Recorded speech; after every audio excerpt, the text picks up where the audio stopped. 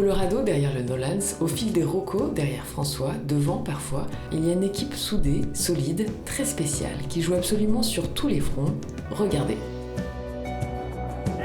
On the road again. Un matin comme tous les autres. Je vois qu'il n'y avait pas de lumière rouge là. On est quelque part entre Salida, Buena Vista et Leadville. On va faire le Nolans 14, donc c'est les 14 sommets de plus de 14 000 pieds.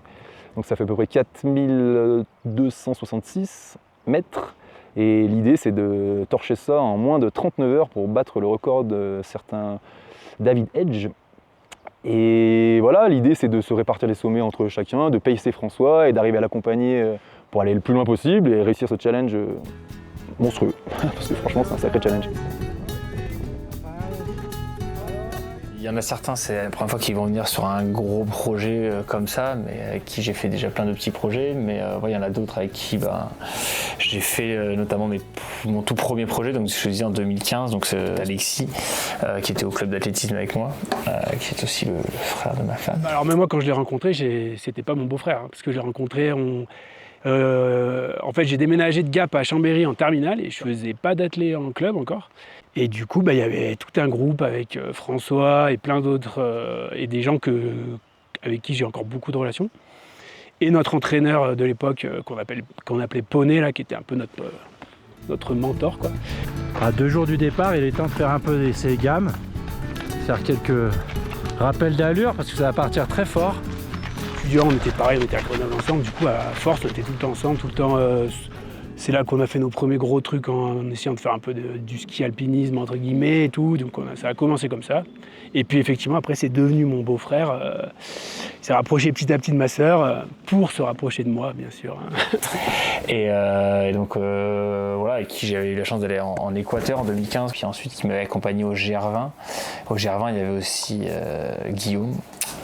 Qui sûrement sera appelé Roti dans cet épisode. Bon, initialement, ça venait de retailler, parce qu'une fois je leur ai dit je viens, et finalement mes chaussettes étaient mouillées. Non, mes chaussures étaient mouillées, j'avais la flemme j'avais pas envie. Du coup, c'est devenu de retaille. Après, ils ont arrêté de prononcer le I, ils ont dit Roti. Après, c'est devenu Roti. Des fois, c'est Rosti. Après, c'est Frosties. Des fois, c'est Rostignac qui peut te battre. Enfin, Et Roti, que j'ai rencontré à l'école de kiné, donc il y a quand même quelques années aussi, et qui s'était garé quelques fois sur le GR20, notamment parce qu'il adore se brosser les dents. Ça, c'est ta spécialité. Et donc il fallait qu'il prenne le temps peut-être de se brosser les dents ou de faire autre chose, ou c'est peut-être simplement son sens d'orientation qui lui avait joué des tours, je ne sais pas. Mais depuis, il a énormément progressé et là, il est impeccable pour ce projet sur la cartographie. Samedi, reste des Lidl. Reste des Lidl, et mieux que ça, ce serait de poser Roti à Princeton pendant que nous on en reste des et de savoir qui fait ça. Nous on est à la piscine là, piscine d'eau chaude, et pendant ce temps on sait qu'il va avec Princeton. Il faut qu'il nous fasse cette descente là. On se reposerait x2 de savoir ça. Moi on se détend là. je sais pas pourquoi j'ai allumé cette caméra là. Parenthèse, Roti, Princeton. Avec Ben peut-être, hein. Le samedi on peut tous retourner à Princeton, comme ça Roti il reste un autre couloir. Il y en a plein des couloirs. Ouais, après le même jour il peut en essayer 4 ou 5. Oui, C'est bien. Peut-être dans l'ordre un petit peu, les gens avec qui j'ai pas mal baladé, il y a Sylvain. Et donc le SOC, il a un gîte en Maurienne, et il pratique un peu la montagne tout le temps, il pratique aussi la nourriture pas mal. C'est le matin. Alors, qu'est-ce que tu nous fais mijoter là, que ça fasse sonner l'alarme de bon matin? Puis il m'a accompagné sur énormément de projets d'assistance, il nous accompagne aussi sur Ultra Spirit, il est très à l'aise pour jouer avec la carte, pour se balader, pour faire ce rôle d'assistant.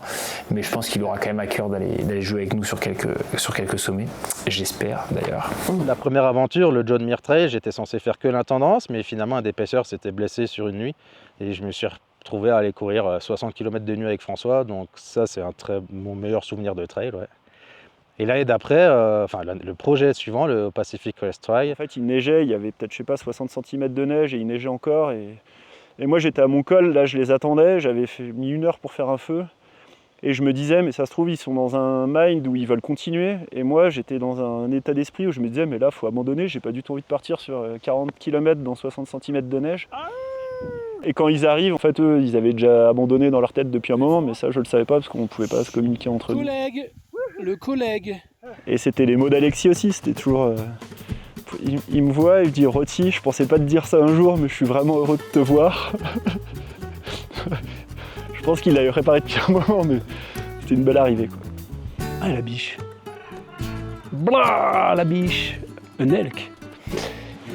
Autre chose que tu as partagé beaucoup avec François et très tôt, c'est la pyramide.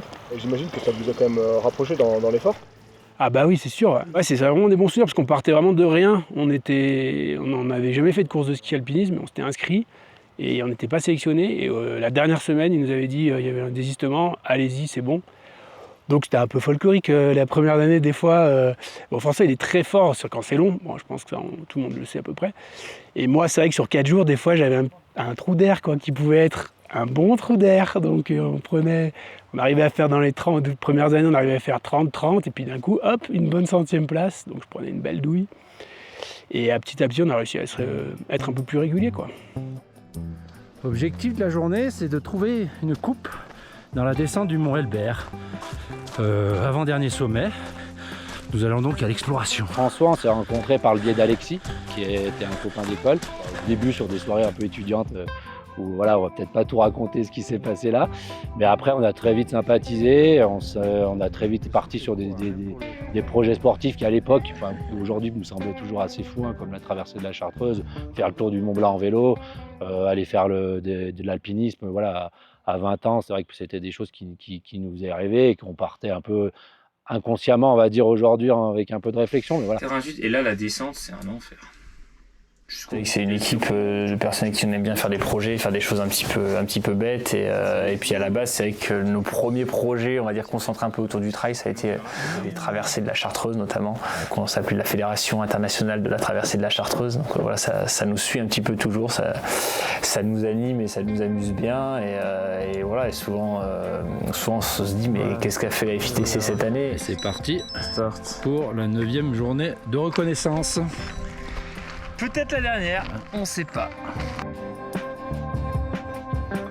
Ont-ils bravé la météo, la neige? Avait-il la bonne trace? Qui a sauté? Qui s'est perdu?